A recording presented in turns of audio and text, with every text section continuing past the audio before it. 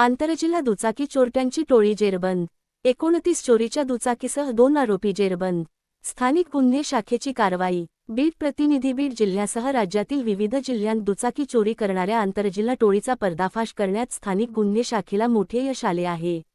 या कारवाईत 2 आरोपींना अटक करून त्यांच्याकडून विविध कंपनीच्या 29 मोटारसायकली जप्त करण्यात आल्या असून त्यांची एकूण किंमत 14,90,000 रुपये आहे।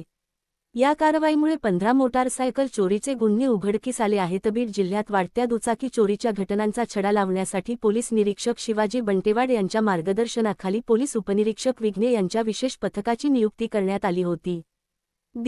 14 जुलै 2026 रोजी हे पथक गेवराई उपविभागातील सिरसदेवी येथे गस्त घालत असताना विना क्रमांकाची मोटारसायकल आढळली। संशय आल्याने चालक गणेश सुदाम बहिर्रा पांढरवाडी याला ताब्यात घेऊन चौकशी केली असता ती मोटारसायकल चोरीची असल्याची कबुली त्याने दिली।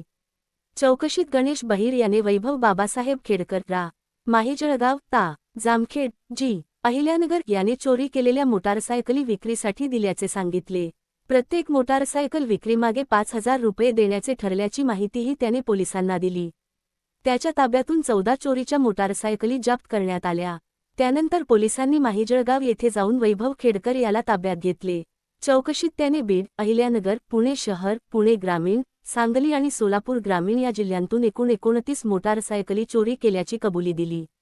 त्यापैकी 14 मोटारसायकली गणेश बहिर याच्याकडे विक्रीसाठी दिल्या होत्या, तर उर्वरित 15 मोटारसायकली त्याच्या ताब्यातून जप्त करण्यात आल्या। या कारवाईत दोन्ही आरोपींकडून एकूण 29 मोटारसायकली जप्त करण्यात आल्या असून त्यांची किंमत 14,90 लाख रुपये आहे। तसेच या कारवाईमुळे 15 चोरीचे गुन्हे उघडकीस आले आहेत। पोलीस तपासात आरोपी वैभव बाबासाहेब खेडकर हा सराईत गुन्हेगार असल्याचे समोर आले आहे। त्याच्याविरुद्ध सन 2022 ते 23 मध्ये जामखेड पोलीस ठाण्यात मोटारसायकल चोरीचे सुमारे 30 गुन्हे दाखल असल्याची माहिती पोलिसांनी दिली। या धाक कारवाईमुळे आंतरजिल्हा दुचाकी चोरी करणाऱ्या टोळीचा